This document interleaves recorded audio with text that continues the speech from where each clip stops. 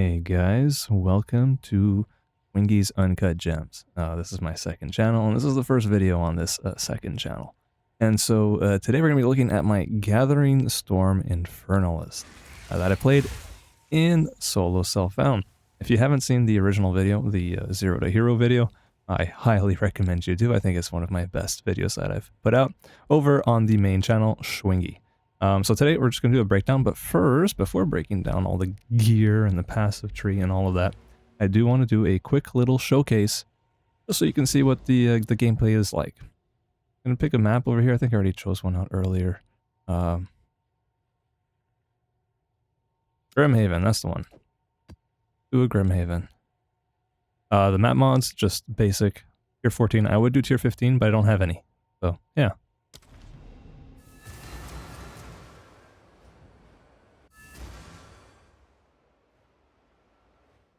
Alright, so the way this build works is, you sprint around like you normally would, and you charge up, and you let go with perfect timing, and you do your Gathering Storm dash. It does a bunch of damage. We are an Infernalist also, so there's like Ignite going on. For monsters that are slightly tankier, you can also charge up. You can do an Infernal Cry ahead of time, which will boost your damage up, taking a lot of damage. That's a quarterstaff, maybe it's good. I missed, so you have to get like the perfect timing. And I am incredibly squishy, so it's entirely possible that I die during this run. In fact, that's a probable. Waxing two of them. Alright. Yeah. Abyss. And there you go. So that's just what the build has been like for the end game. And it's pretty dang squishy, which is not great. Which is why I don't necessarily recommend the build, but it is fun. The timing the release perfectly is really fun. However, these freaking temporal bubbles actually make the timing really hard because it actually affects how slowly you charge up. So the timing that you actually built up in your head in terms of how long you have to hold the button down for is different when you've got those guys, or if you have temporal chains or anything that slows you down, even chilled ground and stuff. So you do have to be mindful of that. But you can sort of see what the build is like. You charge up, you back up, you release with the perfect timing, and you get this giant AoE dash thing that does big Herald of Ash explosions behind you. Let's go find the boss though, because the bossing is the most fun part about this this build. Oh great. You can see there's some serious damage here, which has been what has made the build super fun to play. Okay, so what we do when we fight a boss. First, we charge up our Mantra of Destruction by using our Tempest Flurry on him. Once we get 7 stacks of this mantra or whatever, the combo points, you can then use it. So we get our 7, then we use Infernal Cry, or sorry, nope. We get our 7, we do Frost Wall on the boss, then we Infernal Cry, then we Mantra of Destruction, then we Gathering Storm. And if we're lucky, it one-shots the boss. Let's see.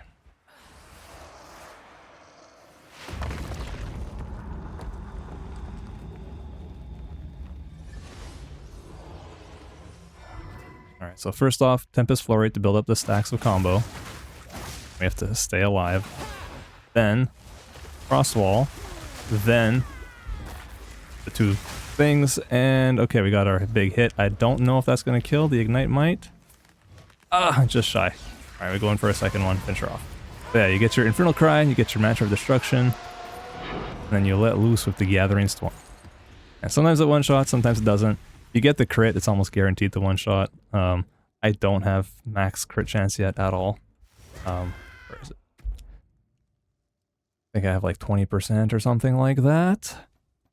Roll down. 29% crit chance, which is really not enough for it to be consistent. And that's something to work on if you wanted to take this build further. Alright, so that's the little showcase of the, the gameplay, what it's like, and the reality of how squishy this version is. Mind you, I'm in solo self-bound, so if you were playing this in Trade, you could definitely bump up your energy shield to something that actually is respectful, is going to keep you alive. the 2800 that I have is like basically next to nothing, and it doesn't stay up all that often because as soon as it goes down, it takes a while to recharge back up. So yeah, not great at all defensively, but it's okay. Next up, let's take a look at the gems and how I've got them set up. Well, the first thing that we should look at is definitely Gathering Storm. So Gathering Storm is our main attack. You charge it up.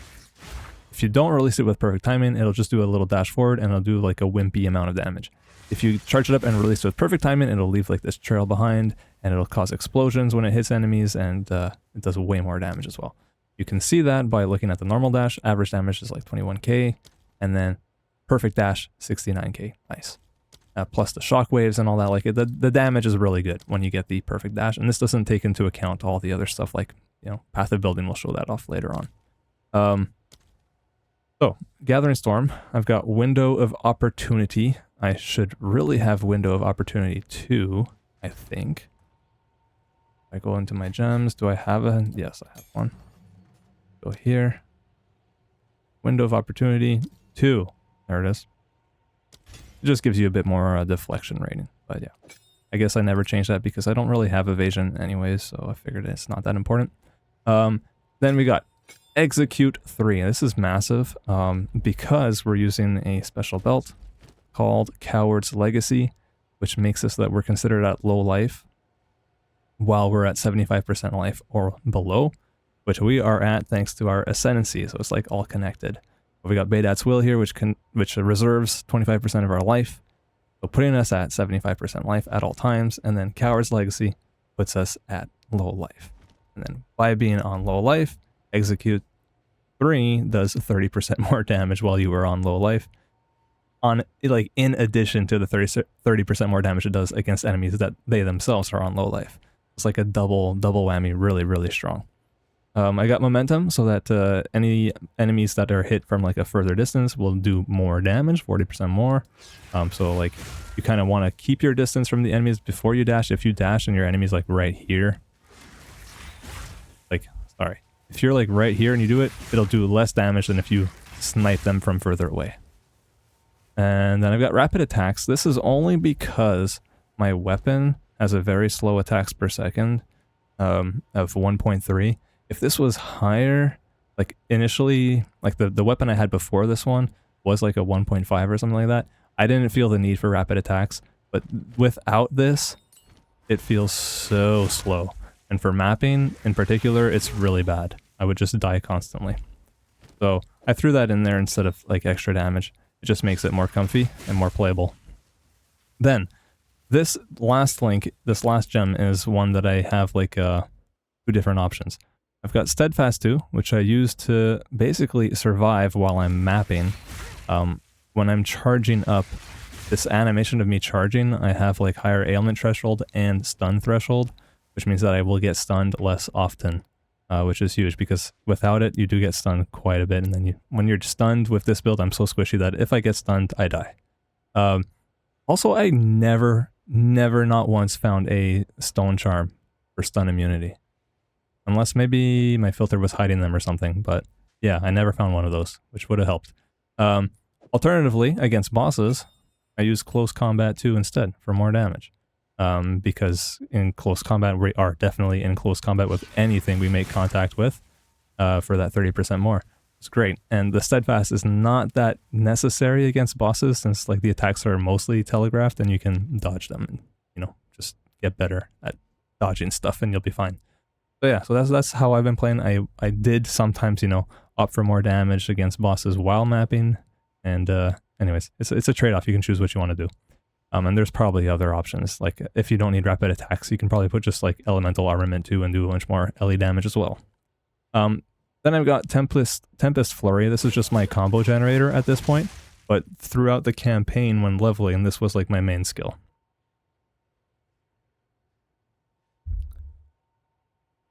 In here I've got Crescendo, just makes it so that second, like that final hit can happen twice. You get to build combo a little bit faster, I think, with that. Got Rage 2, so that when I hit enemies, it generates Rage, and then Rage gives us 30% more damage. I've got Rapid Attacks, so we can do our combo faster. And Lightning Exposure, which just inflicts exposure, making enemies take a little bit more damage because they lowers their resistances. This is my only source of elemental resistance lowering or penetration or anything like that. Yeah, you know, if you had like a Rakiatus flow or something like that, you could really take this damage to crazy, crazy banana levels. But I'm an SSF, and I didn't get very far. I didn't have to. I got to level 85, and that was enough. Enough to take down the Arbiter. So, yeah. I've got Killing Palm. I don't use it, but it's there. I did use it while leveling. But yeah, I don't need to cull things. Things just die in one hit anyways. And then Infernal Cry. This is to boost our Gathering Storm. So I only use it like in front of bosses pretty much, or sometimes if there was like a really tough rare. With Tireless, so that there's a chance you can get like 2 empowered attacks out of it. Life tap, so that it doesn't cost mana. Not that mana is an issue, to be completely honest. It was an issue while leveling before I got Gathering Storm, but once I got Gathering Storm, the mana cost is really nothing crazy. Like, really nothing crazy at all. So unnecessary. Cooldown recovery, also unnecessary, but it's nice to have. Frostwall. Frostwall is our thing. We put this next to bosses, and then we Gathering Storm into it, and it shatters and blows up and does a lot of damage. You want to have this as high level as you can, because it increases how much damage it will do. I've got Magnified Area on them so that they're bigger, and I've got Fortress so that they do like a circle like that instead of just a straight. Yeah, like that. And I also got Rapid Casting just for it to be a little bit faster to cast. Mantra of Destruction, much like Infernal Cry, is just there to boost our damage. It gives our next attack an extra 68% of damage as Chaos, which is freaking massive. Without this, your damage, like you lose so much damage. So you definitely want to be going for Infernal Cry into Mantra Destruction for those one-shots. I got Prolonged Duration because there's like a duration thing where you can get like Purple Flames of Chayula for some extra gained as Chaos after the fact. And Chaos Mastery because there's not much else you can put. Alright, I've got Herald of Ash, my classic Herald of Ash. This is just really nice for clear, and it's satisfying as all hell. The blow packs up with Fiery Destruction, Magnified Area for bigger AoE, Fire Mastery just to bump it up a level. I don't even have it high level because of the strength requirements. Keeping them low is kind of ideal. I got Wind Dancer for a little bit of survivability when I'm charging up. If enemies mob me while I'm charging up, the first time they'll at least get pushed back and I have a chance of not getting stunned to death. I got Blind on there so that they become less accurate and won't hit me as much. I got Maim on there so that they're slower, and I got Magnified Area so that it hits more enemies in a bigger AoE. Finally, Blasphemy with Elemental Weakness in it. If you don't know what Blasphemy does, it just makes it so any curse you have socketed into it will do like an AoE around you that will affect nearby enemies with that curse. It reserves 60 spirit, so it's a little bit expensive, but it's a nice way to apply curses without having to manually do them yourself. I got Ellie Weakness. Oh, I forgot. Yeah, this is the other way of reducing elemental resistances, of course. I wasn't using this for the longest time. I was just using Herald of Thunder instead while leveling, and I regret that. The sooner I would have got this running, the better. So I highly recommend. And then Dire Strike 2. This is huge. This is another like reservation. Like, I'm surprised this isn't its own spirit skill, to be honest. It's just like a support. But it doesn't matter what you support it to. It'll reserve 40 spirit. And then if you're on low life, which we are again because of Coward's Legacy, then you get 70% increased attack damage whenever Blasphemy is active, which is always. So yeah, that's awesome. Really, really good. Fire Mastery to just boost our Ellie Weakness level up by 1. That's the skill gems. It's pretty straightforward. I think initially, when I was leveling, I used like, yeah, I played around a little bit with like Glacial Cascade and stuff. I did stick to this. I was using Falling Thunder, but it was pretty useless. The Tempest Bell while leveling was massive. Tempest Bell into, what's it called? Tempest Flurry, both of these combined, is huge for leveling until you actually get Gathering Storm. Until then, that was basically my combo. I'd use this on every boss, and then just Tempest Flurry the heck out of it. And that's what melted bosses, or kind of melted bosses. Charge Staff was also kind of useful, but it does require getting the power charge, which is like where Killing Palm was coming into play. A little bit clunky, I didn't love it, so I didn't stick around with it, even though if I were to fit this into the build, and I do have room for it, it would make us do more damage. But I find it too clunky, I don't really care. I'm happy to just, you know, stick to what I've got. Alright, let's move on to the passive tree next. Sure, we can take a look at the Ascendancy first. So when I was playing the Zero to Hero, I actually went for the Loyal Hellhound node first, which gives us our little doggo boy, and to be completely honest, he was almost useless. Like, he could tank some stuff and he'd steal some aggro, which I guess helped me stay alive, but ultimately, I probably should have just taken Bringer of Flame as my first node, because this really wasn't that good. You'll also notice I only have 6 nodes. I never bothered to do the 4th trial. In fact, I only got the 4th, like the Barria for the 4th trial, I think, while I was doing a Citadel boss or something like that. And I didn't feel the need to do it because the 4th point wouldn't really make a big difference anyways. I'd probably just grab the Hellhound again. So, Bringer of Flame makes it so that all of our damage contributes to flammability and ignite magnitudes, which means everything we do will cause ignites on enemies. And that means that our Gathering Storm, which does a massive lightning hit, will also ignite enemies for a lot of fire damage, which is great. This is like the core thing of what makes Infernalist cool for this build. After that, I grabbed Altered Flesh. If you paid attention in the run, this was actually a downside at the time that I took it. I did not even have capped fire res, so I was taking extra cold damage and extra lightning damage, and even extra fizz damage since I didn't have any chaos res either. Nice combination to have, real smart there, Schwingy. And then eventually I did cap it out, but yeah, could have been smarter and not taking that right away. And then Baydat's Will. This is what, you know, enables us to use Coward's Legacy and take advantage of all of the like bonuses. And plus, Maximum Spirit means we can include more Spirit Gems. And so yeah, so as you stack life, you get more Spirit, which lets you place more things like Dire Strike and like Blasphemy and all that. So yeah, pretty cool, pretty sweet. You could, I guess, go for like this one here for a higher energy shield instead, if you wanted to. But yeah, I think the Spirit makes sense in my situation. If you want to be tankier, then maybe this one. Alright, as far as the tree goes, it's an absolute and utter mess. I started off by going this way, just pathing nodes until I got to around here. Started taking some actual damage and a little bit of energy shield. I think I had these nodes here for a little while. I just focused on attack damage really early on. I didn't have any of these crit nodes. I didn't have any of these energy shield nodes. I just went whoop and went all the way here, grabbed this, I believe. I think I even came down here and grabbed this.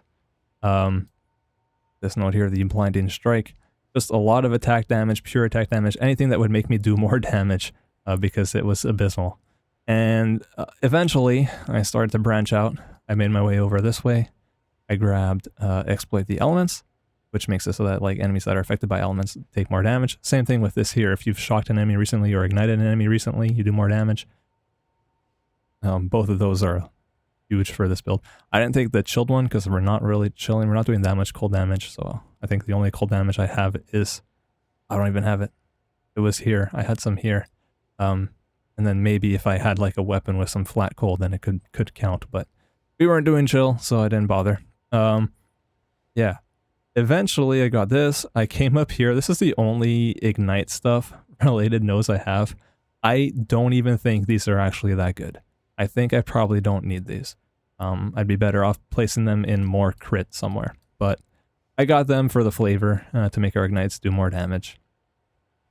Eventually, like towards the end of the end game, I guess, I stretched all the way over here for Pain Attunement. This makes it so that our crit damage is higher when on low life, which again, Coward's Legacy.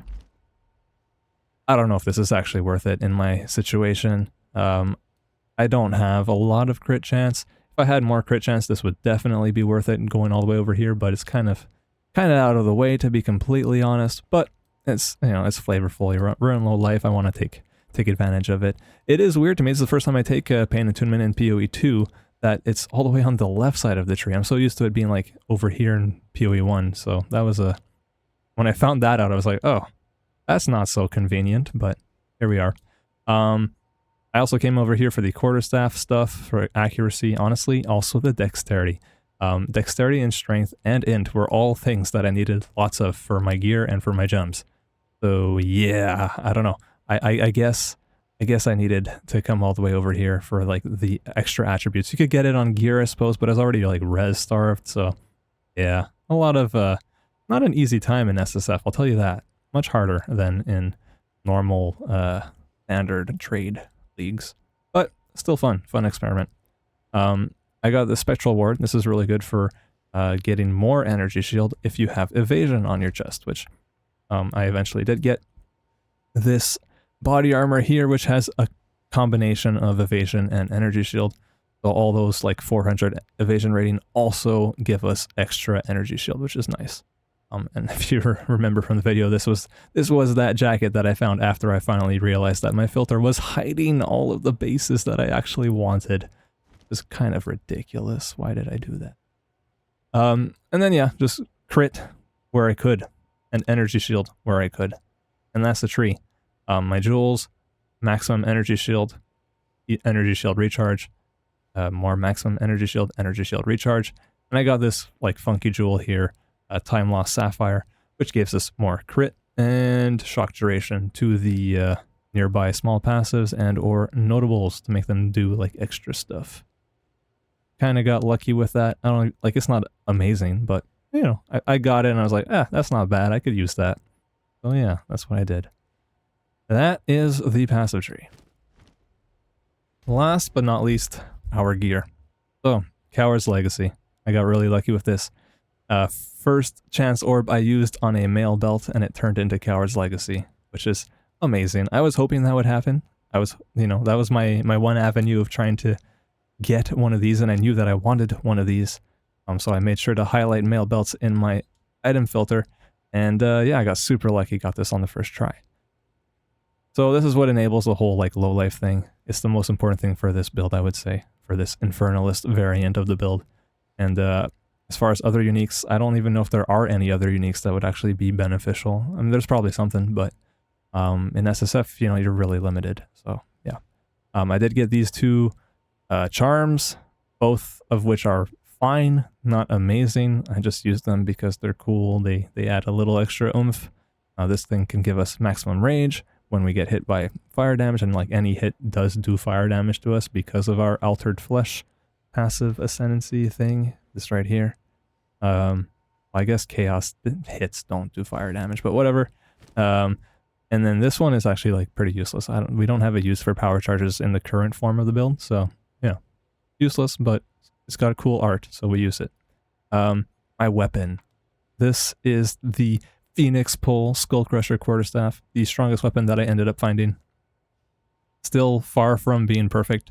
Ideally, you'd want like +4 to, or +5.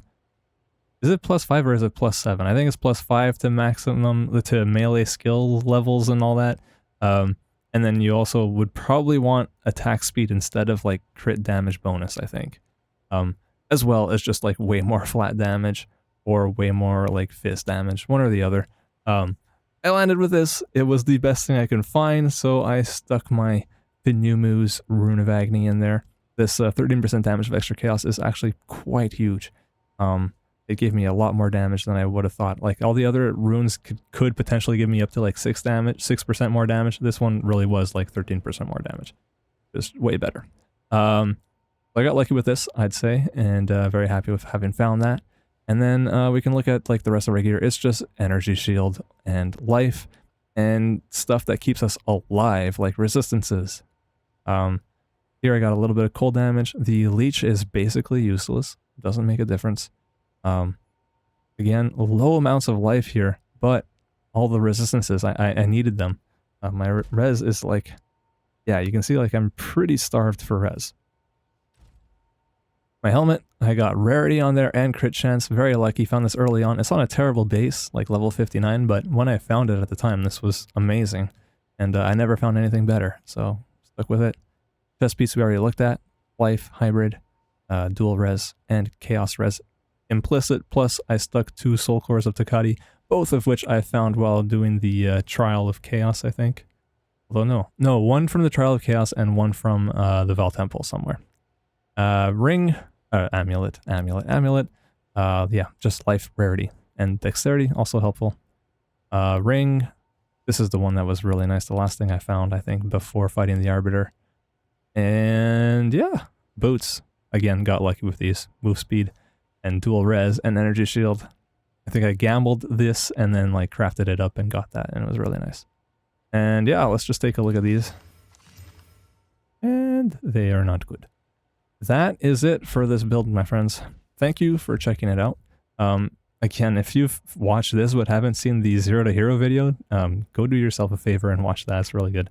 I'll leave a link to it in the description, of course. If you have any questions, comments, thoughts, places where I did some really stupid stuff, do let me know in the comments. I will check them out and try to respond.